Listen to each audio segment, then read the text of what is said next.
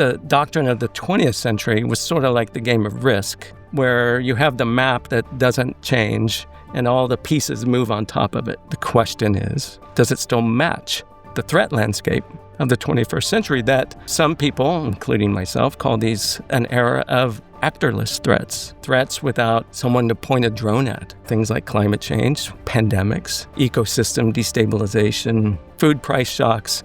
If a foreign invader were burning houses or intentionally sinking whole apartment buildings under mud, we'd have no problem seeing it as a national security issue. But because we don't have those actors, we have difficulty seeing it. And I think that's evidence of a misalignment between doctrine and threat. Today, I'm joined by Rod Schoonover, a leading expert in the interrelationship between ecological and national security, to explore how our understanding of security risks is being reshaped in the 21st century, particularly under the strain of increasingly breached planetary boundaries. Rod Schoonover is the founder and CEO of the Ecological Futures Group, which examines the national security and societal dimensions of global ecological change. Rod previously served as Director of Environment and Natural Resources at the National Intelligence Council, as well as Senior Analyst in the State Department's Bureau of Intelligence and Research. One of the key things that drew me to Rod and his work was his perspective on one of the first U.S. investigations into climate change as a national security threat, of which the resulting report remains classified to this day. To me, the continued secrecy of this otherwise open-source research document speaks magnitudes about the continued unwillingness of the government to seriously act on ecological security issues, and this is true of both Democratic and Republican administrations. At the core of this rather serious conversation is a discussion on how we perceive and approach issues of security in the 21st century through an outdated lens of country versus country, rather than recognizing the increasing ecological risks that affect humanity at large as the major security threats that they are. In my opinion, this speaks to the heart of the species-level conversation at which I believe we have arrived. Additionally, if you are enjoying this podcast, I invite you to subscribe to our Substack newsletter, where you can read more of the system science underpinning the human predicament, and where my team and I post special announcements related to the Great Simplification and our content. You can find the link to the subscribe in the show description. With that, please welcome Rod Schoonover. Rod Schoonover, great to see you. Welcome to the show. Thank you. I'm honored to be here. So you have a unique background that melds together fields of complex systems physics and security, including serving in the U.S. intelligence community for a decade as the Director of Environment and Natural Resources at the National Intelligence Council and as a Senior Analyst at the Bureau of Intelligence and Research at the U.S. Department of State. So was there a moment when you realized how intertwined Earth systems and national security are? And I guess more broadly, what called you to dedicate your career to this type of work? Yeah, it's a good question, and thanks for the question and the opportunity to talk about a lot of these issues that are really near and dear to my heart. And I don't know anyone else that's working at this intersection, by the way. It's less of a moment and more of an evolution. And then I would say there's a pivot right around 2011. And so, as you mentioned, my background is in complex systems physics, which, if you're getting outside of your computer models, your toy models, and looking at real world applications, you're naturally drawn to climate and ecological systems. And so I was a college professor. That was my career 1.0. And it turned out that my scientific training, the ability to talk about complex things, turned out to be valuable when looking at a number of emerging security issues. So I landed in the intelligence community, a place I never thought I would ever go. That was not my intent. And so this is part of the evolution. I would say the pivot comes right around 2011 when I come across, which would have been 2 years old maybe, the first report on the planetary boundaries framework. And that's when I went, oh, wow. I have really personally been underscoping the risk to people and nations. And ecologies and ecosystems and other species. Exactly. Yeah. Right. And when you effectively change your career to work on climate change, because I never went back to academia, and then you see the, famous to some people, unknown to others, diagram of planetary boundaries, you see these other slices. The one on biosphere integrity and novel entities. And at the same time, I'm inside of a national security apparatus that is, I would say, almost 100% ignorant of that work. So in 2019, you decided, not an easy decision, to resign from your position under the first Trump administration. And more recently, you have pushed back against the continued classification of the 2008 intelligence community report that you mentioned on the security implications of climate change. So what are your current thoughts on the climate transparency of the U.S. government writ large, and why is this 2008 report such a critical piece of communication about climate and security? I think it's a remarkable report for 2008. It is it's the first time that the U.S. security community, of which the intelligence community is part, takes this issue and says, this is what we think about it, right? It's the first time. It outlines, there's geopolitical tensions, national security threats. I don't want to overhype it because, if it were leaked or declassified tomorrow, I don't think a lot of people would be surprised by what it says because there's practically nothing classified in it. This was commissioned and researched and done in a Republican administration, right? George Bush was president then? Yes. Yeah. And it was welcomed in a bipartisan way in 2008. I'll just note this was a year before I joined the administration, and so one of the, I think, important things is a process question that turns out to be important. Is that at the time there were 16 intelligence agencies, maybe 17 if you want to count the Office of the Director of National Intelligence, and so, in the process of this being the flagship report that the intelligence community gives, it has to be signed off by every intelligence agency. And they all signed off on it? They all signed off on it. CIA, NSA, every single entity. And so this does not belong to one body. Was there prescriptions and remedies, or was it just a state of the scenarios and what we see scientifically is going to happen to climate in the United States and the world? Yeah, I think that's an important distinction because I think, it goes to what is the value add of the intelligence community. It used to be secrets and clandestine information. But that kind of information we're in a different information landscape. And increasingly, the value proposition of the intelligence community is the fact that it is not policy prescriptive.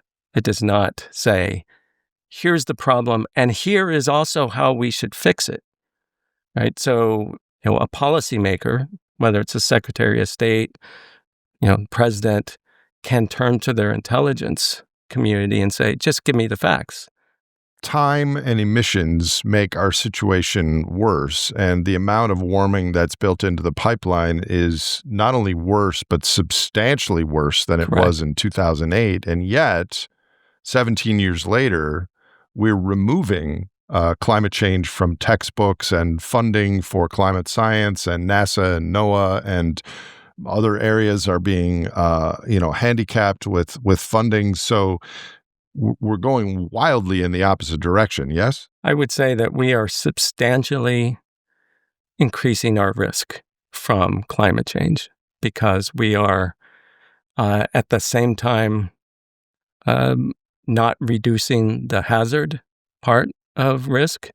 We're also decreasing our ability to watch it, to monitor it. So when you say we're increasing our risk, you don't necessarily, or I think specifically you don't mean our ecological risk or our economic risk. You mean our national security risk. I do mean our national security risk, I would say our global security risk, and our risks to human security as well, all of them. Do you want to just give an overview of that? I think just talking about how risk is, multifactorial. It's got a hazard piece, it's got an exposure piece, the vulnerability piece, and the response piece. And we are effectively underestimating every single one of those. For example, the resistance to believe in climate change for whatever reasons reduces our response. When I travel internationally, which I did twice last year, actually, it seems like the recognition of the risks of climate change and the broader ecological planetary boundaries are much more widely known abroad. Obviously in Europe, but also in Asia and Australia.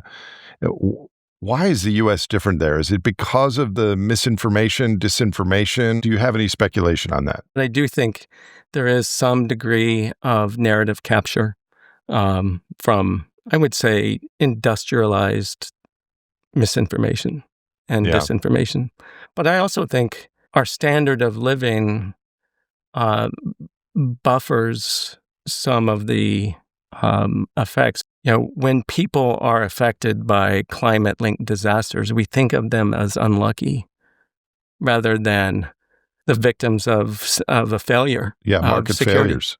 Casualties of market failures. Well, and I would say security failure, right? I mean, like I think of, right, the Los Angeles wildfires and the mudslides in western North Carolina, where my in-laws live. We call those natural disasters, but they're also maybe better thought of as security failures because these are knowable, right? So this isn't so much solving climate change and making the coming decades and centuries and millennia less warm than the default. There's a little of that, but most of it is how to make from a national security standpoint, our society more resilient, more rugged, more prepared for what's likely in the pipeline. Yes? Yes. I mean, I think that's, there's a responsibility to act on information. That you've captured it well. I never use the word solve climate change. I never use that terminology. It's navigate. Yep. Right. It's not solvable. It's not solvable. That gets to my work on the economic superorganism, that we're part of a system that has a metabolism. So let's go out to national security itself, because you worked in that field for a long time. How has the definition and meaning of national security changed between the 20th century and the 21st century, and what are the dominant factors now shaping it? Yeah, it's a good question. It's an important question. The doctrine of the 20th century was sort of like the game of Risk, where you have the map that doesn't change and all the pieces move on top of it. But we don't have that map anymore. We don't have that planet anymore, right? Our planet is fundamentally different. And so this doctrine and architecture that was produced in the 20th century The question is does it still match the threat landscape of the 21st century that, some people, including myself, call these an era of actorless threats, right? Threats without someone to point a drone at, or an actor that you can listen to, right? These are things like climate change, pandemics, ecosystem destabilization, food price shocks. So it just short circuits our current architecture, which is designed to point things at other entities, and are ill-suited for these things that are these threats that are diffuse, systemic, and deadly, right? And so what's really kind of ghoulish is if a foreign invader were doing the things, right, burning houses in the western United States, or intentionally sinking whole apartment buildings under mud, but it was a foreign actor, we'd have no problem seeing it as a national security issue. But because it's not, we don't have those actors, even though the outcome is the same number of people died, same economic disruption, we have difficulty seeing it. And I think that's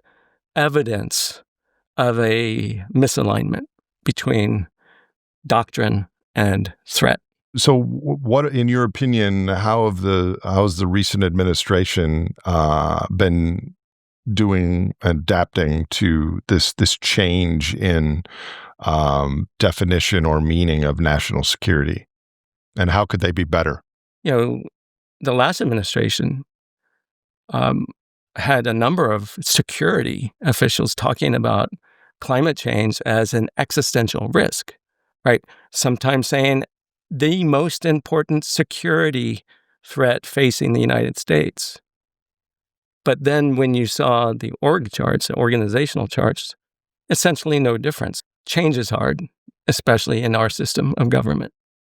But over time, we have to recognize, I would say, a substantial failure in looking at the threat to people and nations from climate change. So from a national security perspective, there's the adaptation and the mitigation component. On the mitigation component, isn't this a giant prisoner's dilemma that there's different nations that have different cost-benefit analyses and effectively on these issues, and we're going to get to planetary boundaries in a second, but can there be national security without broader global security? And if not, how do we foster global security? It's hard for me to imagine any meaningful, sustainable national security without the global piece. These threats transcend borders, and we have a mess of threats in the 21st century that we didn't before. And ignoring them, or the danger of applying a national response to what is a transnational problem looms. When we met in person, we talked a lot about this, that climate gets a lot of the press, but the risks are way beyond climate.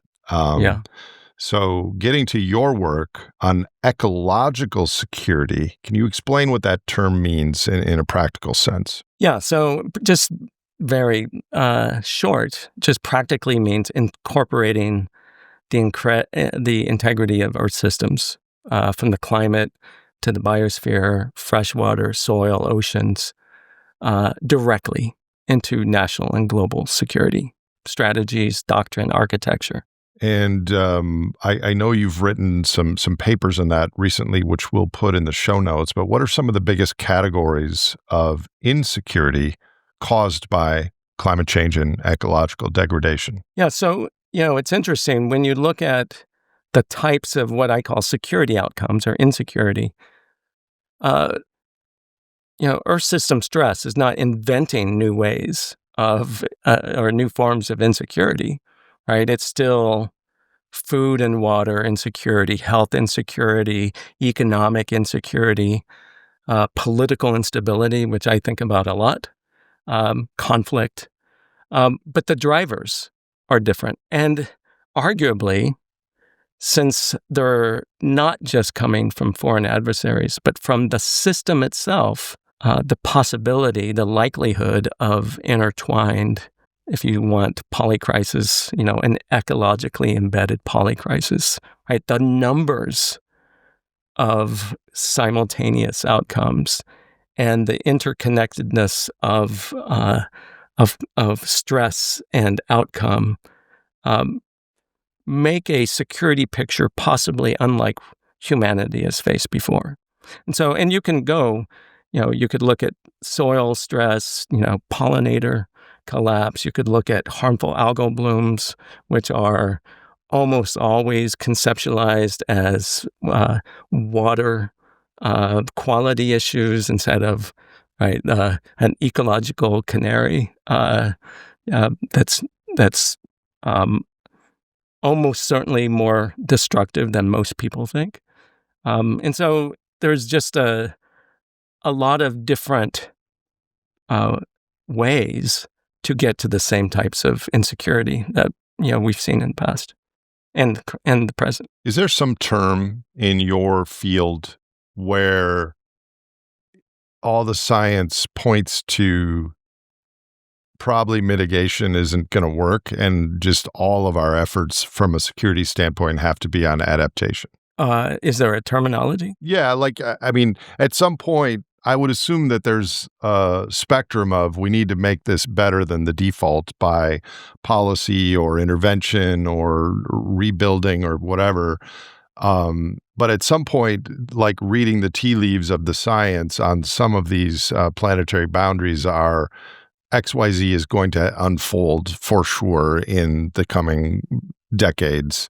And so do we just give up on the mitigation and put all of our efforts into adaptation? Is there a terminology or concept of that phenomenon? I've referenced a responsibility to act on information, which is part of the code of national security. There's also arguably, and I'm not sure this is a direct answer to your question, but we often hear about the precautionary principle being used in terms of environmental policy. But I think there's a precautionary principle for security as well, that we know things, and I'll just take biodiversity loss and biosphere destabilization, right? I think most people know that is not going to be good for society stability. I think we still haven't articulated the pathways by which it is harmful, right? In ways that the security world writ large can uptake it, but we know enough to prevent more risk from emerging. Right? We know enough. So that's what I mean by the precautionary principle for security. We don't need more studies. We need more action. Here's a question I have, Rod. Yeah. You said there's 16 or maybe 17 intelligence agencies in the broader umbrella. Is part of this like a hot potato phenomenon, that there's no one entity that's actually responsible for this because it's a novel entity? The risk that ecological security, which is really novel given the past of our species, of our country, everything. So is it like no director or deputy director wants to own this because it's a huge risk to their status and their domain, and so because no one stands up and owns it, then nothing happens? Is some of that going on? Well, certainly, that's always part of it. But this is one of the reasons why I went back to the National Security Act of 1947, and here we are 80 years later. If we just a theoretical, just a thought exercise. If we were going to rebuild the national security community like they did in 1947 to match the threats of today, would it look like this, right? And especially if there was significant understanding of the climate and ecological disruption and the effects of these things on nations and people, would we structure the national security community in such a way where these things would be so difficult to uptake? Does the national security apparatus and all the 17 agencies, do they have any involvement in things like the Paris Agreement? And, the Paris Agreement, we've withdrawn from that twice. So, I mean, I'm just curious what your thoughts are on was the agreement a success? And also, do the intelligence agencies have any say or involvement in all that? So the involvement of the intelligence agencies is purely informational, right? It's a question, if the Secretary of State might say, is this country legit when they're coming to us and saying this, or are they trying to, do a big rug pull, right? And so, that part, those questions are geopolitical in nature, and that's, a large part of the intelligence community works on answering those geopolitical questions. But just in terms of, this agreement, I'll just say I'm a fan of the Paris Agreement. I think it's one of the first truly 21st century accords. It's a fundamental break from the past. The reasons why it's a fundamental break are almost certainly from broken American politics, but nonetheless, it comes at this global compact in a different way. It's not it's not based on legal frameworks. It's based on voluntary. I would say the biggest problem I have with it, again, you mentioned apart from focusing primarily on mitigation rather than adaptation, especially early on, it's housed in a system that does not let the Paris Agreement work, right? The UN consensus process holds it back from success. The COP system has been arguably co-opted by, you look at the presence of fossil fuel industries at the COP itself. It's hard to argue that hasn't held back the Paris Agreement. The architecture of the Paris Agreement, I think, is quite interesting because it has built in adaptive response, right? Most treaties are not dynamic. This one is. And that's, right, it has this 5-year ratchet mechanism. It's in the DNA of the agreement. One of the problems is if the withdrawal of the United States substantially weakens this agreement, then the agreement wasn't very robust to begin with. And so, I think that looking what should something look like in the 21st century, and unhousing it from this process, I think somehow would be a right direction. So as someone who advocates for security sector reform, what changes would you suggest, Rod, on how to make our military and intelligence agencies operate better or appropriately in the face of climate and ecological threats? Right. So there are little tweaks, and then there's the big one. Right. The little tweaks are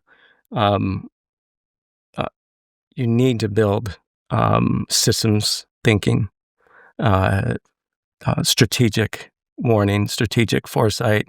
Earth scientists, they need to be inside the security community, especially since the threat landscape is changing so quickly, right? So when I was at the National Intelligence Council, I was the climate person. I was also the water person. I was also the wildlife trafficking person and the fisheries person and the food. It was good for me and good for my understanding. But this is no way to organize a security community that is right-sized and aligned. So how much of that is just a value system of our current, as yet to be ecologically mature species and culture? I think it's strongly connected. But it's also this inability to see that the system we have in place isn't working. There's only so many tweaks on the knob that you can make before you see, oh, well, maybe the whole thing is a problem. And right, we've gone through times in this country where we have really remade what government looks like. And so 9/11 was seen as such an acute change that we restructured much of the government. And I would argue that, especially after 4 or 5 years of quote unquote natural disasters and ecological security outcomes roll through the system, maybe the time will be right, especially after much of the government has been dismantled, that maybe it's time to rethink the whole thing. So paint us a picture in that scenario of what a security sector that's truly adapted to 21st century ecological risks might look like in reality. You would need to break down the bureaucracy and the bureaucratic silos. You would have to, I think a lot of people think, well, let's move climate and ecological disruption into the Department of Defense. I don't think that's right. I don't think that entity is the thing that would strengthen our security and strengthen ecological security. I think you would need to rethink the executive branch. What does it do? And I'm not saying it's the only value, because I think equity and dignity are two other values, but go through,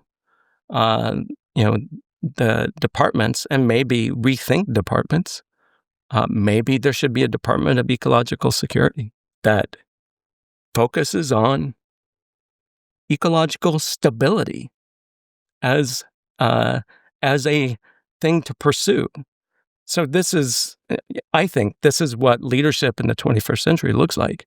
Who focuses on the ecological stability piece, and who helps the international community get there?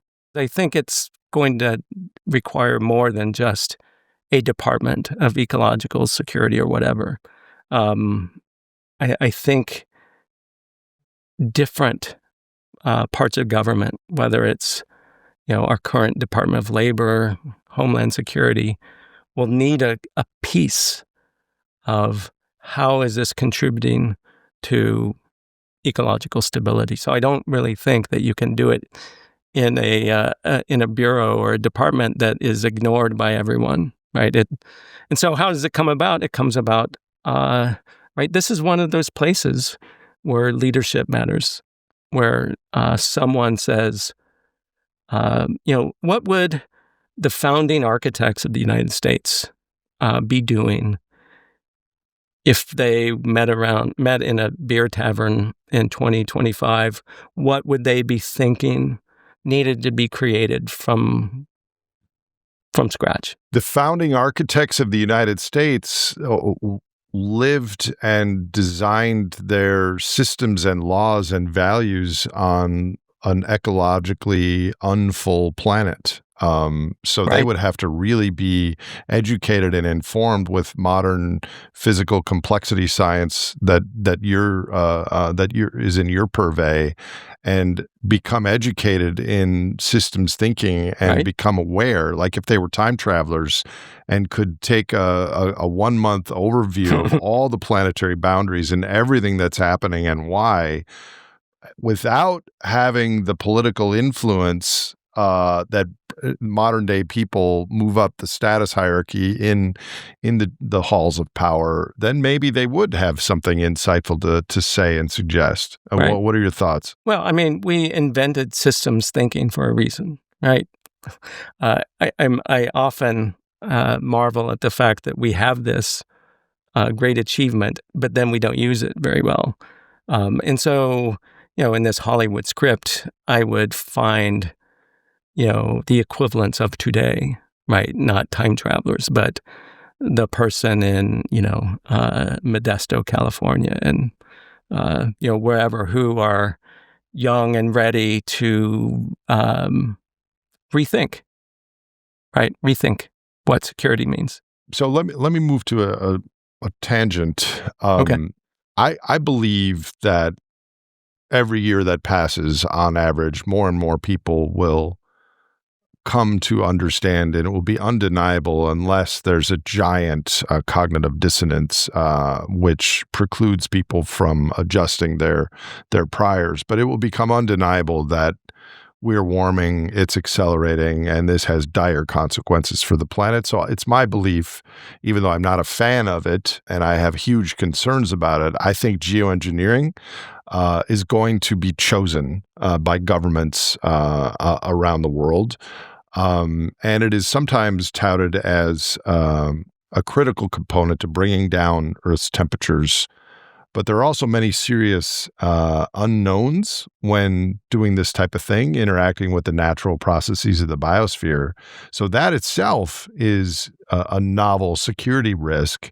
And so have you thought about that? What sort of new security risk might geoengineering create beyond those already in the pipeline from climate change? Yeah, and I think it's a really good question. I wish a lot more people were aware of, these kinds of discussions. And, I find myself in a strange position because of, I think I differ a little bit from a lot of scientists, a lot of Earth system scientists on this. I don't think it's a foregone conclusion that we will use it, but if so, we really better understand it. But then, a lot of Earth system scientists say, well, that's arrogant. We can never. Why is that arrogant? We can never understand the Earth system well enough to toy with it, even though we've been toying with it for 200 years. And so I think the security risks. You can just rattle them down. There are the geopolitical types that who gets to set the temperature?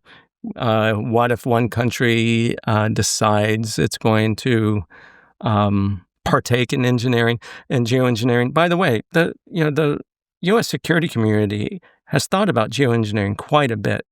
But what is always remarkable to me is it was always cast as something that some other actor in the world would do. Either some rogue billionaire or a rogue state. But I think if you asked the world which country is the most likely to partake in geoengineering, the fingers would be pointing at the United States.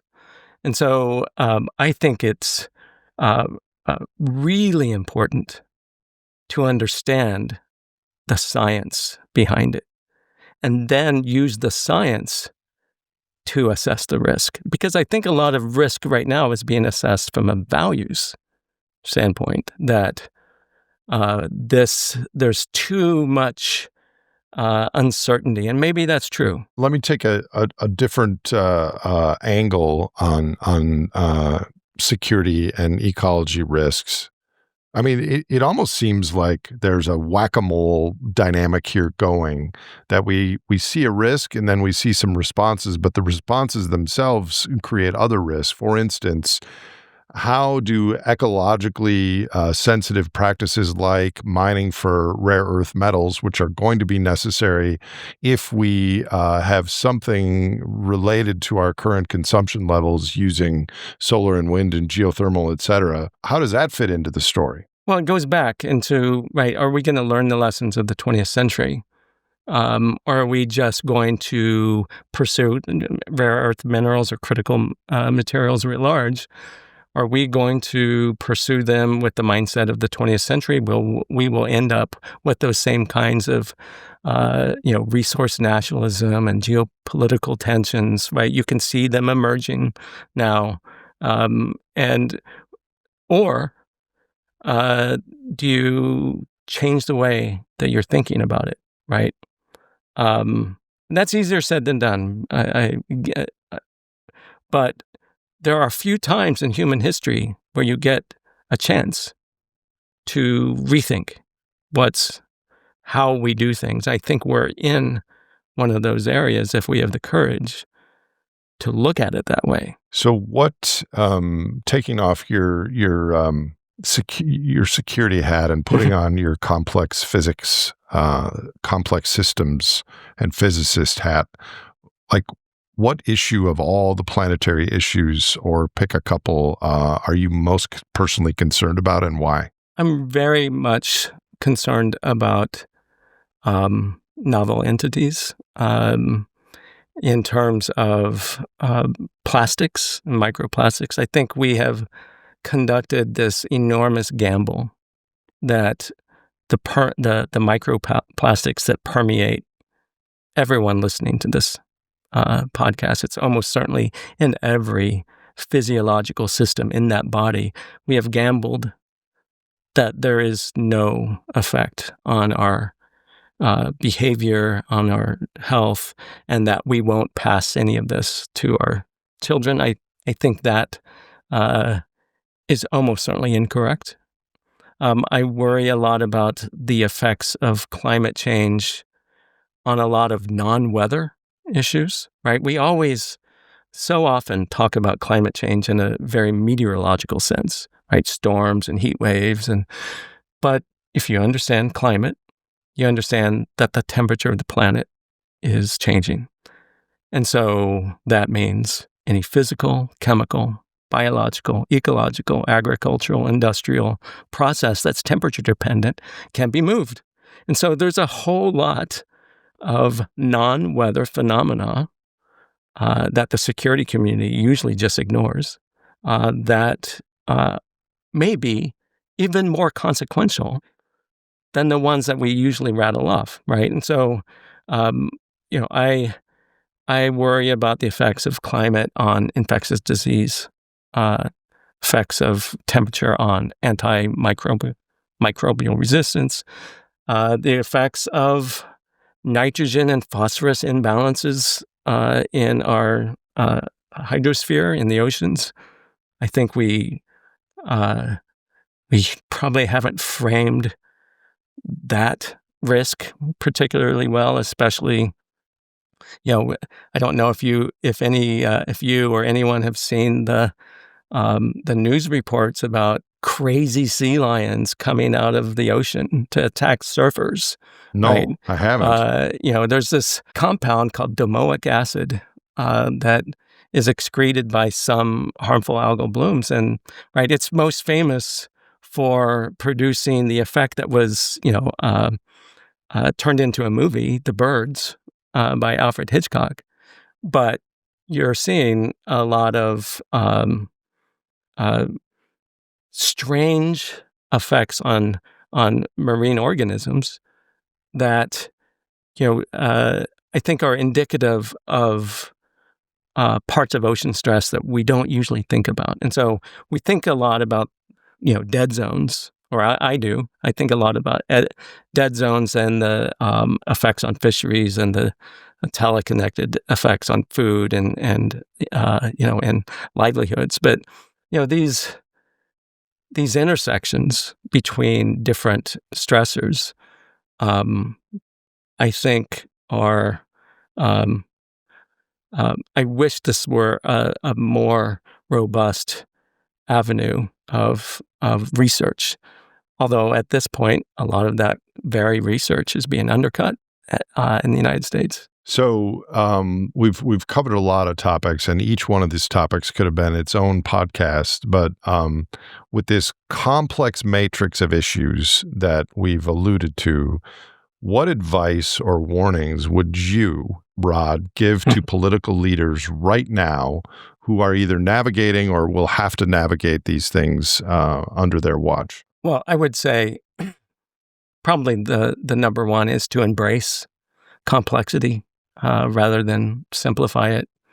The linear security solutions will fail against complex, interconnected threats, right? If you understand anything about polycrisis, is that a new approach is needed. And what that approach is, I don't think we know yet, but we should figure it out. I think we need to prioritize things like resilience, and more than resilience. Resilience isn't enough, right? It's there's the prevention, there's building anti-fragility, which I think is doable in a social system more than a physical system, although our ecosystems do it. I think we need to really focus on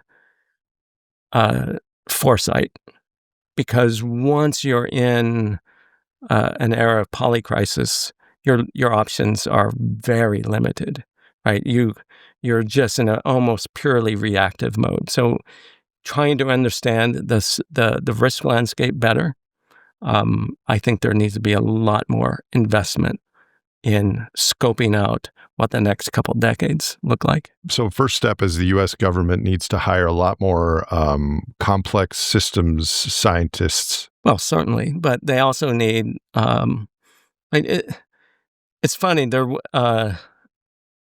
I'm a physicist, right? And the fact that I was charged with things like wildlife trafficking just shows you our training, right? If you look around the intelligence community, for example, and look at what the dominant academic background was or is, it's government or international relations or something like that. Is that the right training? That's always needed, but shouldn't we have a workforce that is cognizant of the moment? The government is a microcosm of the population, and so we need to have ecological systems education in our culture, in our country, and then maybe it will percolate up to the decision makers in Congress and in the intelligence community. Maybe we do it faster.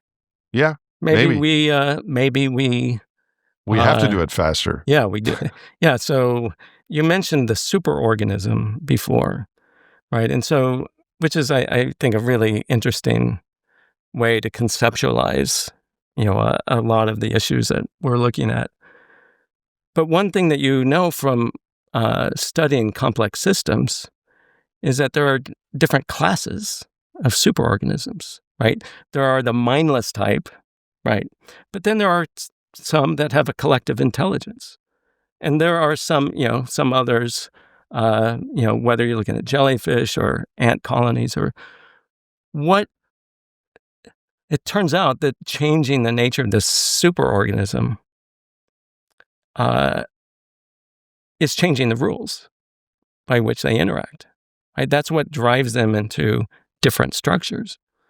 And so that, again, it's easy to say, but it's probably easier than trying to direct the superorganism towards the common good. It's easier to rewrite the rules that from which the superorganism emerged. Yeah. And so I think we're in a place where we can legitimately talk about those few lines of code in our political and social systems that produce this superorganism. And, interesting. And it's an urgent necessity to do so, right? We are in a rather urgent predicament. Hear, hear. Thank you for your lifetime of professional service on these issues. If you have a few more minutes, sure. I'd like you to take your security hat and your complex systems hat off and just put on your human American citizen hat on, and I'll ask you some questions I ask all my guests. What would be your personal recommendation to someone listening or watching this show right now that they could do in their own lives this week, this month, to help address some of the issues that we discussed, or more broadly, the economic, ecological, systemic risks we face? Well, one, I would say, is educate yourself deeply. Stay informed. Don't disconnect. I would say build resilience locally in whatever way that looks to you. That is the way that the world builds resilience. It's not top down. It is bottom up. And we're in a moment where bottom up is the most important approach. And I would say also, as we're looking at opportunities to build what we want going forward, is I think we really need to examine a lot of the cognitive biases that all of us have as we look for ways forward. There's a persistent tendency for us to think, since it is the way it is, that's the way it's supposed to be, or will continue to be. But if we have the courage to face the moment we're in, then we may be able to get out of this mess. And you're a former college teacher, or do you still teach college? I do. Yeah. You teach where? I teach at Georgetown.